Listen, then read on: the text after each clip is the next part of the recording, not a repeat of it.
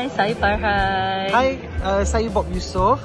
Okey, kami nak ucapkan good luck kepada Vic Nora untuk pelancaran single terbaru dia yang bertajuk No Record No Di Keamatan ataupun Keamatan Datang Lagi. So good luck Vic Nora untuk 17 Mei ini. Yes. Hai guys, mari kita support Vic Nora pada 17 Mei ni pelancaran single dia dekat RMIT. Okay, go Vic Nora. Congratulations sis. Hai, Assalamualaikum Kak Vic Nora. Alhamdulillah, congratulations on your single album launching. Song Keamatan Datang Lagi. Okay, all the best and good luck. I love you.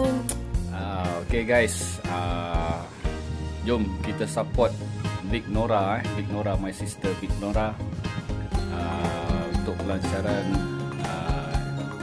single dia pada 17 Mei ke RMIT. Okay, congrats Nora, Vic Nora, congrats. Support, okay, support.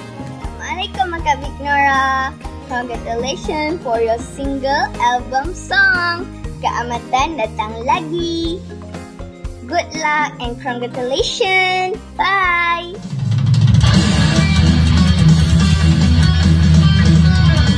Hai, saya Kyojisca, seorang komposer dan juga music producer, ingin memberi sokongan padu buat Vic Nora yang bakal melancarkan single terbaru beliau pada 17 Mei ini. Semoga beliau terus sukses dalam bidang seni suara ni dan terus berusaha keras agar mencapai apa yang dicita-citakan. Dan kepada mengenali Vic Nora, terus beri sokongan padu buat beliau.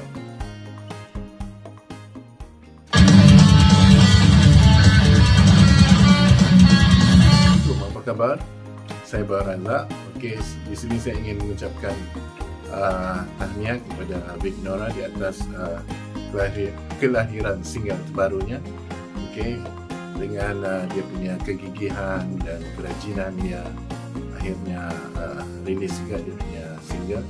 So saya ucapkan terus maju ke hadapan dan move forward. Okey, tahniah.